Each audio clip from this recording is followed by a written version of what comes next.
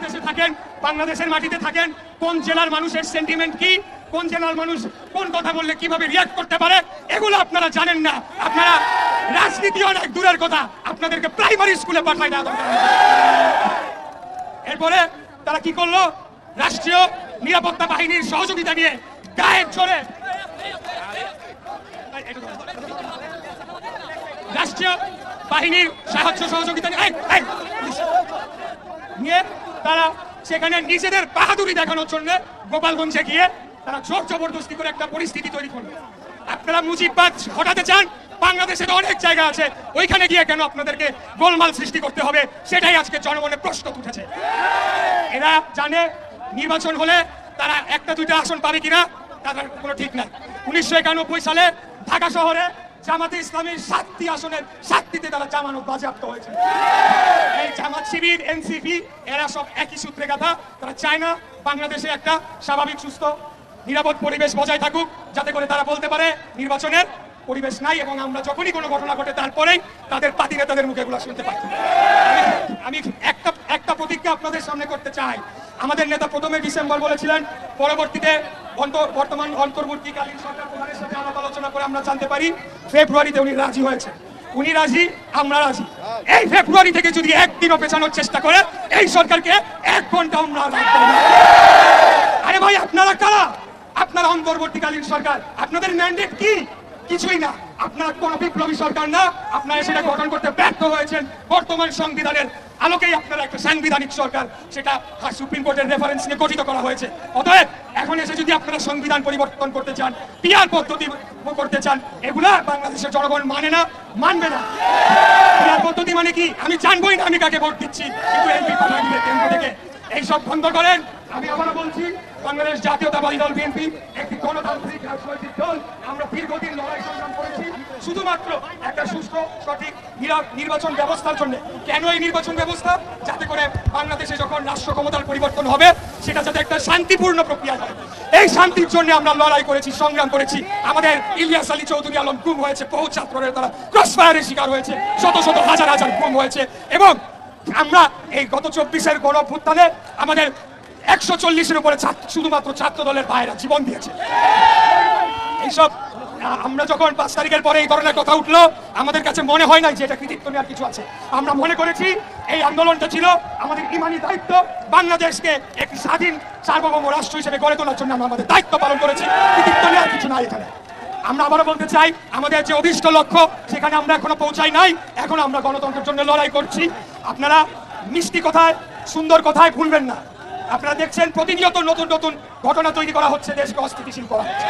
মিরপুরের ঘটনাটা একটা বিচ্ছিন্ন ঘটনা, একটা ব্যবসায়িক দ্বন্দ্ব, কিন্তু সাথে সাথেই এই জামাতের নেতারা কি করলো? সরাসরি তাদের রাস্তার নেতা কর্মীদের লেলিয়ে দিল আমাদের নেতার ব্যাপারে কথা বলার জন্য। তারপরেও আমরা কিচ্ছু বলি নাই, আমরা ধৈর্য সহকারে শুনেছি। আমরা আজকে যেটা করছি শান্তিপূর্ণ গণতান্ত্রিক প্রতিবাদ কর্মসূচি, ঠিক আছে? আমরা কিন্তু অন্য লাইনে হাঁটি নাই, আমরা হাঁটতে চাইও না, দেশকে অস্থিতিশীল করতে চাই না। আমরা আরেকটি কথা যেটা বলবো, আজকে এই এনসিপি তাদের দুষ্কর্মের আরেকটি আপনাদের উদাহরণ দিচ্ছি। তারা কক্সবাজারে গিয়েছিল এবং এই প্লিজ কক্সবাজারে গিয়েছিল। সেখানে আমি ভাবছিলাম যে এনসিপি নেতাদের ব্যাপারে যেহেতু এক জেনারেশনের একটা রাজনৈতিক পরিবর্তন আনতে চাই, কাদা ছোড়াছুড়ি না করি, কারণ একটা বললে পাল্টা আসবে, সম্পর্ক খারাপ হয়। আমরা তো এটা আওয়ামী লীগ আমলে দেখছি, ছাত্রলীগে কিভাবে আমাকে হেনস্থা করেছে অনলাইন এবং অফলাইনে সবাই জানে। যুবলীগের এক বদমাইশ নিখিল, কই আজকে নিখিল আমাদের আমরা কিন্তু পালাই না, আমরা জায়গা মতো ছিলাম।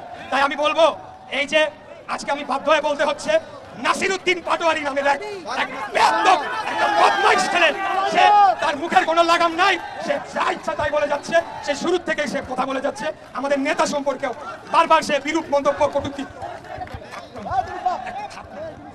বারবার কটূক্তি করেছে। তারপরে আমরা কিন্তু কঠিন ভাষায় প্রতিবাদ করি নাই। আর বসে থাকা যায় না ভাইয়েরা। এই নাসিরউদ্দিন পাটোয়ারির মতো, যাকে ইউনিভার্সিটিতে বলে ছাত্র আছে ডারবি নাসির বলে চিনি, আমি জানি না কেন, এই ডারবি নাসিরকে হুঁশিয়ারি দিতে চাই, মুখ সামলে কথা বলেন, তা না হলে আপনাদেরকে রাজনৈতিক ভাবে ঘেরাও দিয়ে আপনাদের রাজনীতি ইতি আমরা সেখানে। এনসিপির যে প্রধান নাহিদ ইসলাম, সেও আমি তাকে ভালোই জানতাম, কিন্তু সে কি করলো? জেলা ঘুরা বলা শুরু করলো বিএনপি কি চাঁদাবাজদের। আরে ভাই, বিএনপি চাঁদাবাজদের দল? আপনারা খারাপ, আপনারা তো ঘুষখোরদের দল, কমিশন বাণিজ্যের দল। আপনারা তো আপনারা যত ধরনের সরকারি কার ক্রয় কানে কেনাকাটায় দুর্নীতি অনিয়ম আছে সবকিছু করছেন এবং প্রত্যেকটি মন্ত্রণালয়ে একটা করে কমিটি গঠন করতে হয়, সেটা শুনেন আপনারা। সেখানে দুইজন করে ছাত্র প্রতিনিধি বসাই দিছে, এরাই সব সিদ্ধান্ত নেয়। এর মধ্যে বিশেষ করে উল্লেখ করতে হবে জনপ্রশাসন মন্ত্রণালয়। ওইখানে আসিফ নাহিদ দুজনে ছিল, নাহিদ পদত্যাগ করছে, এখন আসিফ আছে। ওইখানে বসে বসে তারা কি করছে, স্বৈরাচারের খুনি হাসিনা সবচেয়ে কাছের সচিবগুলাকে তাদের পাশে এনে বসাচ্ছে। তা আমরা কি এগুলা বুঝি না? আমরা তো দীর্ঘদিন আপনাদের প্রতি মায়া মমতা দরদ দেখিয়ে কোনো কথা বলি নাই। আমরা আমাদের সহযোদ্ধা জামাতের বিরুদ্ধে বহুদিন কোনো কথা বলি নাই। তারা ৭১ গণহত্যা হয়েছিল নাকি হয় নাই? তারা ক্ষমা চাইছে? তাদের বিচার হয়েছে? আমার মা বোনদের ধর্ষণ করছে, সেটার কোনো দাম নাই। তারপরে আমরা সহ্য করে গিয়েছি কেবলমাত্র বাংলাদেশের জনগণের কথা চিন্তা করে। আমরা শেষ কথা বলতে চাই, আমরা রাজপথে ছিলাম, রাজপথে আছি, কখনো আমরা বের হই না, আমরা প্রয়োজন মনে করি না। যখন আমাদের নেতা ডাক দিবে তখন বাংলাদেশের রাজপথে ৩ ধরনের এই বর্তমান এলজিআরডি উপদেষ্টা আসিফ তার মুরাদনগরে যে ধরনের বর্বরচিত একটি হত্যাকাণ্ড ঘটনা হয়েছে কিছুদিন আগে, ৩ জনকে হত্যা করে পিটিয়ে মেরে ফেলা হয়েছে, একটা মহিলার এখনো মাথার মগজ বের হয়ে রয়েছে। প্রথমে কি করলো, বিএনপির উপরে দায় চাপানোর চেষ্টা করলো, পরে দেখা গেল এই উপদেষ্টা বেটার আত্মীয় এদেরকে প্রশ্রয় দিচ্ছে যারা খুনিরা রয়েছে। আমি বহুবার চেষ্টা করেছি বিভিন্ন সংবাদ মাধ্যম গণমাধ্যমের সাথে কথা বলে যে ভাই আপনারা যান কি ইনভেস্টিগেট করেন। গণমাধ্যম এখনো স্বাধীন হতে পারে নাই, তারা এখনো ভয় পায়। আগে ভয় পাইতো হাসিনারে, এখন ভয় পাই এদের। তো ভয়টা কিভাবে আসলো? Mob justice. এইসব মব জাস্টিস নিয়ে আর কথাই বলবো না। যেখানে মব দেখবেন সেখানেই তাদের উলঙ্গ করে তাদেরকে উচিত শিক্ষা দিয়ে তাদেরকে বাড়িতে পাঠিয়ে দিতে হবে। আর বক্তব্য দীর্ঘায়িত না করে সর্বদা আপনাদেরকে বলতে চাই, রাজনীতি করি বাংলাদেশের স্বাধীনতা, সার্বভৌমত্ব, ভারতের আগ্রাসন বিরোধী অন্য যে কোনো দেশ, সেটা পাকিস্তান হোক, আমেরিকা হোক, চায়না হোক, রাশিয়া হোক, আমরা বড়াই কেয়ার করি। আমরা চাই সবার আগে বাংলাদেশ, দিল্লি নয়, পিন্ডি নয়, অন্য কোনো, সবার আগে বাংলাদেশ। আমাদের নেতা দেশ নায়ক জনাব তারেক রহমান অতি দ্রুত শীঘ্রই উনি বাংলাদেশে ফিরবেন। ওনার জন্য আমরা কোটি কোটি জনতা গিয়ে তাকে এয়ারপোর্টে আমরা বরণ করে নিয়ে আসবো এবং আমরা বাংলাদেশ পুনর্গঠনের যে রাজনীতি করছি সেটিতে আমরা আবার মনোনিবেশ করব ইনশাআল্লাহ।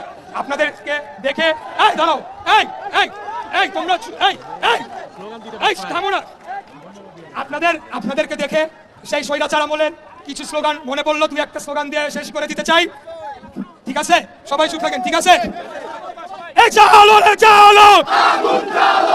চলো চলো চলো হাসিনার গদিতে, স্বৈরাচারের গদিতে, হাসিনার গদিতে, স্বৈরাচারের গদিতে, রাজাকারের গদিতে, চলো আগুন একসাথে।